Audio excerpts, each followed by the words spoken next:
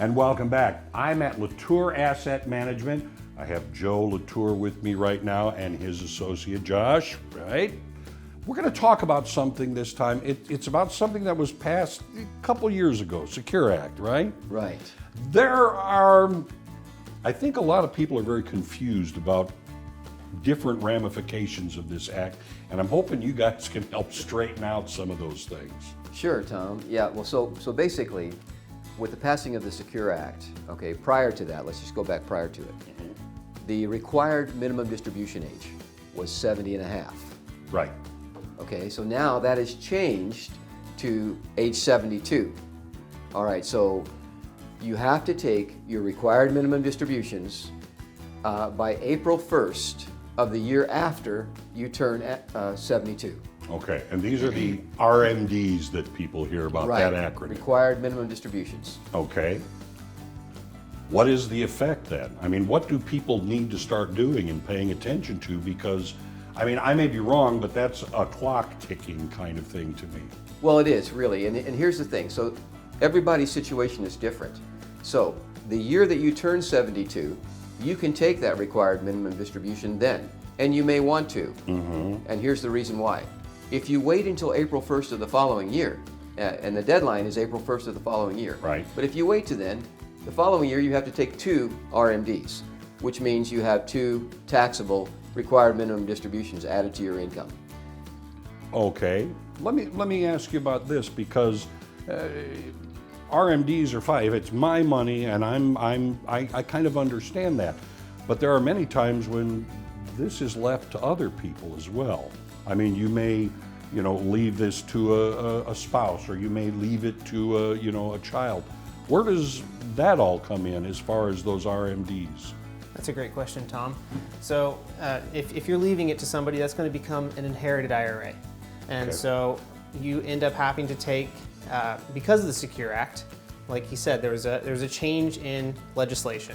And so with the Secure Act, people are subject to a 10-year rule, unless they qualify to stretch out that IRA. Whereas like if you're a spouse, if you're leaving it to your spouse, they're going to qualify to make that their own IRA. Okay. But if you're leaving it to, let's say, your 30-year-old son, then he's going to have to stretch that, or take that out over a 10-year period, rather.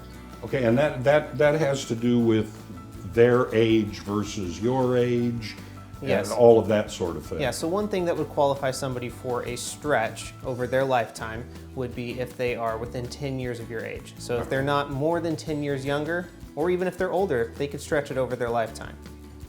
It's all income any way you look at it, but it's knowing the rules, the guidelines that can really lead you over, some of the hills and valleys, that this all encompasses as far as your retirement, your future, etc. Yeah, and there's so many different nuances regarding those RMDs. Okay, so let's just say that you've inherited, you're a son, your 30-year-old son in Josh's example, and you inherit your dad's IRA, okay?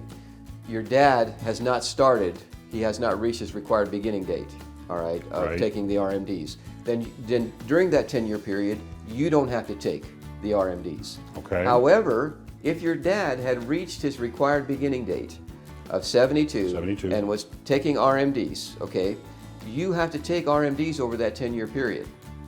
And either way, even whether you have to take the RMDs or not, Tom, all the money has to come out of that IRA and taxes paid on it by December 31st of the 10th year. The 10th year. So, all right, what I'm seeing here, what I'm hearing here, is the reason, that people should give you a call, because you've thrown the details out to me, but for the most part, I'll sit here and go, huh? This is why people need to speak with you guys. Absolutely, and it's so important, because if you don't get those RMDs out of there in time, or you don't take that money out by December 31st of the 10th year, you're subject to a 50% excise tax. You lose half, boom, Yeah. that fast. It's an All IRS right. gotcha. Tell people how to get in touch if they want to set up an appointment. Well, they need to call our office. Our number is 417-886-5724. There you are. Give them a call. LaTour Asset Management.